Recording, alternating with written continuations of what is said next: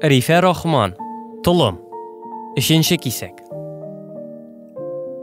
Хезмәт даны редакциясенең тынык ут яндырылган тәрәзәләре дә, каршысында гөлт итеп утырган элеваторда, колонналы мәдәният йортында артта калды. Озак та үтмәде, алар почта урамыннан күтәрелеп, апалары яшәгән эшчеләр тыкрыгына да җиттеләр. Егет авыр сумканы кызга сузды. Капка келәсен күтәреп, тимер тавышы ишетелүгә, йорттан җизнәсе килеп тә чыкты. Ул Анияне шундый сагынган иде, сумкасын ие белән күтәреп алды да, «Балдыз, балдызым» дип, такмаклый чыланга узды. Апасы да студентканы сагынып көткән.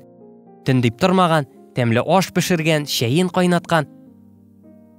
Ания өстәл артыннан кузгалып киткәндә генә кинәт Габидулланы исенә төшерде.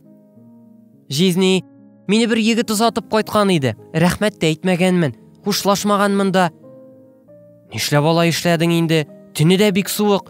Вокзаллары да ягылмый бит әле аның. Дәшәсен калган үзебезгә. Мин дә соң, әйтәм, җирле капка төбендә ниндидер егет басып тора иде. Караңгыда сине озата килгән кеше дип уйламадым да, күрше малае дип торам». Аниягә бик уят булып китте. Күзләрен төн буе йокы алмады. Түшәмгә карап уяу килеш ятты. Җизнәсен күрүгә Габидулланы исеннән чыгарган кыз йокламыйча, бигрәк тә уйда яткач, Габидулла аркасында туган чәч кистерү теләген иртәнгәчә онытмады. Тагын егетләргә усаллыгы, үчлелеге кабынды. Әле генә Габидулла каршысында үзен гаепле санаган кыз, булай чәчләремә генә гашыйк булгач, артымнан йөрүдән туктар, кистерәм дә атам дигән булып ирәйде. Ул бит сиңа гашыйк мин димәде, чәчләреңне яратам диде. Гомер көтмәгән иде. Әти савырлык белән булса да ризалык бирде. Авылдан икәнлеген күрсәтеп, тасма белән тылымнарга үрелгән чәч, инде төшкә киселгән, Ания шәһәр чибәркәенә үрелгән иде. Габидулла бу кайтуында да, аннан соң да Ания янына дип төшмәде. Кайчакта авыл хуҗалыгы институтында укыган студентлар артыннан сәламнәрен генә ирештергәләде. Шулай бер вакыт, әлеге дә баягы Казаннан кайткан чагында, вагонга Арчада бер төркем егетләр килеп керде. Алар да Арчага кадәр пассажир поездында кайтканнар да, хәзер Ания кебек 3 вагонлы катык поездына күчеп утырганнар икән. Араларында берсе егетләрне җырлатып, гармун тартып кайтканы ял итәргә дип туктагач, Аниягә сүз катты. «Минем сезне бер кайчан да күргәнем юк, әмма нигәдер таныйм шикелле», диде. «Әһә, белдем. Сез Ания». «Юк. Алай дисәң, тылымнарыгыз озын булырга тиеш. Габидулла шулай дип сөйләгән иде. Ә менә күзләрегез, буйсыныгыз, бигрәк тә шыңлап торган матур тавышыгыз нәкъ ул тасвирлаганча. Әллә сез Аниянең бер туганымы? Плащыгызга кадәр Аниянеке». «Шулайдыр инде», дип көлгәндә әйтте кыз. Ишеннән моңа бик аптырап. Аннан исенә төште. Кызын Габидулла аны апаларына зата барганда, ул шушы плащтан иде. Хәзер менә матур яз ае. Ул тагын шул ук плащка күчкән. Муенында Габидулла бүләк иткән шарфы гына юк. «Дустыгызның сөйләве буенча да кешене таныгач, сез тикшерүчегә укыйсызмы әллә?» дип төрттерде кыз. «Шерлок Холмс?» «Юк, авыл хуҗалыгы институтында. Габидулла белән бер төркемдә. Ничек танымаска? Ул кыш буе сезнең хакта гына сөйләгәч, инде менә үзем дә аның кебек сезне сөйләп аңгыраермын шикелле. Тәбрис абыеңны онытып бетермә үскәнем. Без синең кебек ныкрат аланында төшмибез. Тагын да ераккарак китәбез. Әмма бер сезнең якларга барып чыгам әле мин». Егетләр тәмәке тартып кергәч, тагын җырлашып, уйнашып бардылар. Әмма Тәбриснең күзе хәзер гел кызда иде.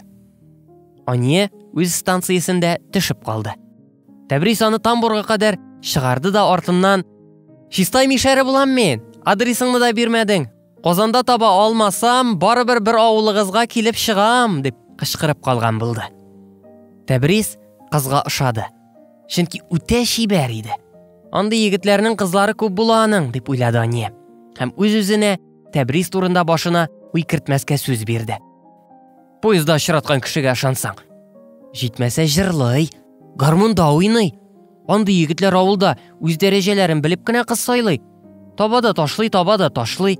Гармунчыга кызлар белән йөрү, яңа көй өйрәнү кебек кенә ул. Атып шымартса, икенчесенә өйрәнәсе килә. Вакытлар узгач, Тәбриз белән алар әле тагын шул ук катык поездында очраштылар. Аниянең инде йөргән егете бар иде, ул күңелен яңадан кузгатып җибәрмәскә тырышты. Әллә ни сөйләшер сүзләр табылмады. Чөнки керүгә үк Анияне сискәндереп, Тәбриз Габидулланың вафат булганын әйтте. Сүз ялганмады да ялганмады. Күбрәк Тәбриз сөйләде. Туктап көтеп торганнан соң, әле бу теманы, әле икенчесен башлап карады, Ания кушылмады. Егет Габидулла турында сүзгә әйләнде дә кайтты. Син дип өйләнмәде инде Габидулла. Яныңа яңадан барып чыгарга йөрәге җитмәде үзенең. Мин дә ахмак, тылымнарыңны кисеп атканыңны әйтеп ташладым. Ул бик яраткач, достыма хыянәт итмим дип, үзем дә сине эзләп табасы итмәдем. Юкса, үлеп гашык булган идем, Ания. Ухылдаулы сөйләшү булып истә калды Тәбриз белән соңгы очрашу Ания күңелендә. Нәрсә генә сөйләсәң дә, тыңласаң да, барыбер сүз инде ул. Кылган гамәлләрең булмагач. Егет кабат шулай әллә нишләтеп җибәрер дип һич тә уйламаган иде Ания. Поезддан төшеп барганда Тәбриз кыз белән һич югы битләреннән үбеп, кочагына алып хушлашасы урынга, син тылымнарыңны яңадан үстермәгәнсең икән. Кызганыч, дип, тамбур стенасына сөялгән килеш кенә күзләрен тутырып, моңсу карап торды. Габидулла гел шулар турында сөйли иде дә, апасын искә ала иде. Ания кушылып, бу юлы бер сүз дә әйтмәде. Бу турыда сөйләшү өзелгәненә сөенеп, поезд туктаганчы ук ишекне ачып, перронга сикереп төште. Борылып кул да булгамады. Автобус тукталышына йөгерде. Бу вакыйгалар тора-бара бөтенләй онытылган булыр иде. Көннәрнең берендә Ания үзе эшләп йөргән шифаханәдә бер егет белән танышты. Буйсынын әйтәсеңме, матур итеп таралган чәчләренме, затлы күлмәк галстукларынмы, барысы да урынында, барысы да килешле. Егетнең дә егете инде менә. Анияны бер күрүдә шатты. Алар төшке ашны ашарга ашханәгә, сирәк булса да киноларга бергәләп йөри башладылар.